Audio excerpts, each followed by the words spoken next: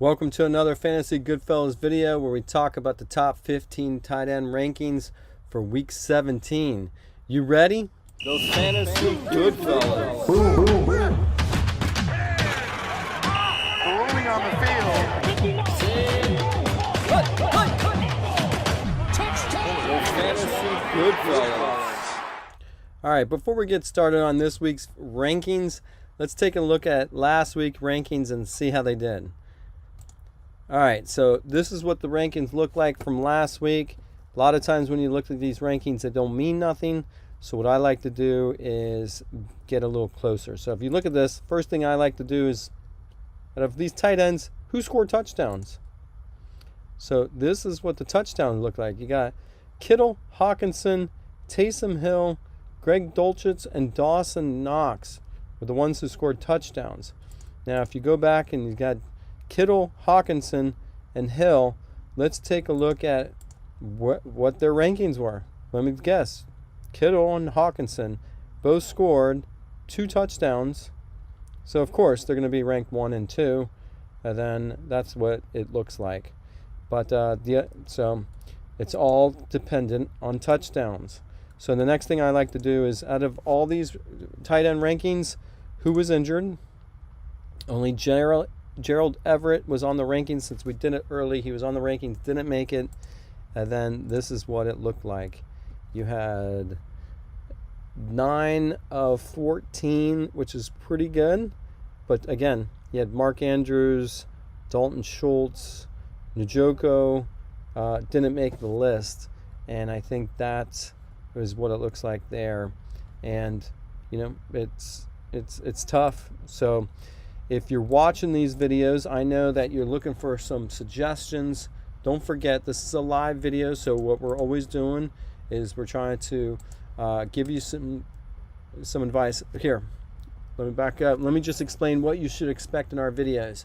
We take a look at some rankings, then I use our stat machine to see if you agree or disagree with each of these rankings to see if it can help you with your lineups. That's what we're going to do in this video. If you have any questions, put them in the chat, and we'll try to answer those as we do the video. So let's get started. Let's get started. Hold on one second. Let's do it. At number 1, who else? Travis Kelce versus Denver. So last week, Travis Kelce had 113 receiving yards, and he was ranked 6th. And again, I point that out because it's all about touchdowns when it comes to these rankings. Even with 113 receiving yards, Kelce was ranked 6th. So the question I always have is, do you think Kelce's getting into the end zone this week? It's versus Denver. I say yes. At number 2, George Kittle at the Las Vegas Raiders. Last week, Kittle had 2 receptions and 120 receiving yards. He had 2 receiving touchdowns. He was the top tight end for week 16, and that's with Brock Purdy. So 2 of Brock Purdy's touchdowns went to Kittle. And if you want to just look at overall how this looks, where's the ball going to? He went to Kittle. Look at that production there. And I think that's what you can expect here. Now, let's go back to these rankings. At number 3, TJ Hawkinson at Green Bay. Hawkinson, right? We've been waiting for him to score touchdowns. He finally got in the end zone. Hold on, we got some people. Colin G Gaming, what's up, my bro? And Beto Ramirez, what's up, buddy? What's up? We've been waiting for Hawkinson to score. It finally happened. So let's just take a look at his chart. Look at this touchdowns. This is what we are waiting for. We are waiting for a breakout game with the Minnesota Vikings. He finally got it. I think he's heating up. They found a way to give Hawkinson the ball. I think he's going to repeat that just because Minnesota's so hot, so many targets.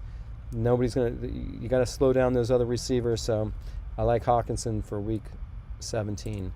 At number 4, Mark Andrews, home versus Pittsburgh. I think this is a stretch here. just because Mark Andrews hasn't been playing good of late, and the quarterback situation is getting bleak. I think Andrews had a better run when he had Lamar Jackson. So I think, again, this is a stretch. If you look at Mark Andrews last week, he was outside the top 15. I expect that to happen again. I don't think Andrews is going to crack that. At number 5, Dallas Goedert, home versus New Orleans. I believe it just seems that Philadelphia offense, no matter who's at the quarterback situation, they're playing good of late. The question is, can you get in the end zone again? That's what I'm really looking at. But 67 receiving yards and you're ranked 11. What do you expect? I expect something similar. So I think Dallas Goedert at 5 is a little high. At number 6, Dalton Schultz at Tennessee. Again, this is another high ranking. He's outside the top 17. He's outside the top 15. If you look here, what has his production been? Not good. Look at his TDs. Not getting in the end zone too well. Again, I think this is a stretch for Dalton Schultz to be ranked so high. I like to see Schultz ranked a lot lower as well. At number 7, Taysom Hill at Philadelphia. All season, you've been waiting for this, but look, 56 rushing yards and a rushing TD. It's not going to happen all the time, but that's what you get with Taysom Hill. You got to love it or leave it. So, can they find ways to give the ball to Taysom Hill? I think they're going to have to. They're going against that Philadelphia. So I like Taysom Hill this week just because they're going to have to be creative against that top defense. At number 8, Evan Ingram at Houston. Ingram, 113 receiving yards, ranked 5th. I think some people had some questions about Ingram. I just like what Jacksonville's got going on of late. I think Trevor Lawrence is finally picking up. And I expect Evan Ingram to be right around, but he's going against Houston, so I think he could be a little bit higher here. At number 9, Darren Waller, home versus San Francisco. Darren Waller, what's going on? Can he make the top 15? Yeah. Can he get in the end zone? I'm not sure what's going on with Derek Carr and that offense. That's what that offense looks like. But the question is, what's going on with Darren Waller? He had 58 receiving yards. Let's take a look. They're trying to get Waller the ball, but they kind of don't have anything else to play for. And is that going to factor into Darren Waller's psyche when it comes to this next week? It's a big game. San Francisco's defense is really well. I think Darren Waller, that's a stretch to put him at rank 9. Might not even make the top 15. At 10, Pat Freiermuth at Baltimore. I like what Freiermuth has been doing. I think, the offense knows how to give him the ball. They're dependent on him. If you look at his weekly rankings, I want to take a look at how many times. Just outside. He's mostly in the top. I think he can do better than rank 13. So, let me take a look at here. Rank. Yep. Okay, at number 11, David Njoku at Washington. They're going against Washington. I think Njoku could do good. He just hasn't been doing it ever since Watson come in. I don't know if there's any chemistry between the two, so I doubt that they're going to have a good game. I think that's a stretch to put Njoku there. At number 12, Dawson Knox at Cincinnati. Knox finally got into the end zone, and that makes a big difference. Look, 38 receiving yards, 1 receiving touchdown, and you're rank 8. I think they're going to have to score. I think Knox, if they're going to want to have a playoff run, they're going to have to give Knox a chance to get the ball. I like Knox's chance. I like to see Knox a little bit higher just because of the importance of that game. At number 13, Tyler Higbee at the Los Angeles Chargers. Higbee, here you go. 2 receiving touchdowns all season. Probably had the best game of the entire season with yards and TDs. And now, again, you look at it and you say, okay, he had a good season, he had a good week. Do you expect them to do that again? And I think that's the question. Maybe Baker Mayfield's going to Higbee. So if they have it in there, I like Higbee's chances just because now Baker Mayfield is turned into him. There's probably a connection between the two.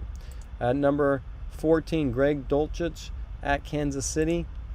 Again, when I look at these rankings, sometimes I don't watch all the games. I'm looking at these stats to help make my predictions. And the thing I want to know is how many times is he getting into the end zone? So he surpassed, let's see, if you have 50 yards and you get a touchdown, so 40 yards and a touchdown. So you got week 6, 7, 14, and 16. Week 6, 7, 14, and 16. You can tell, Greg Dolce, when you score, he can get in the end zone. When he scores, he can be higher on those rankings. And will he score against Kansas City? I doubt that he scores. I think that's a stretch to put Dolce at 14. I think he ain't going to make it. And at number 15, Gerald Everett at the Los Angeles Rams. Everett was a scratch last week. You can see there. And, the question is what's his season overall looks like. He can get some yards. But if you're not going to score, you're not going to be there. I doubt that if you didn't play last week, you're going to be ranked so high. So I don't think he's going to make it as well. Anyways, that is the rankings for this week. I hope maybe I pointed out some graphs and stats that can help you with your lineups. And for the Fantasy Goodfellows and for myself and Richard, thanks for watching and supporting our channel. We're going to miss this season. Hopefully you watch this throughout the season. And we gave you some stats and gave you some information that helped you with your lineups. All right. Well, if you're watching this video, it's because you're looking for some insights and you're in that championship game. So good luck, and we'll see you next year. Those Fantasy Goodfellas. Rolling on the field.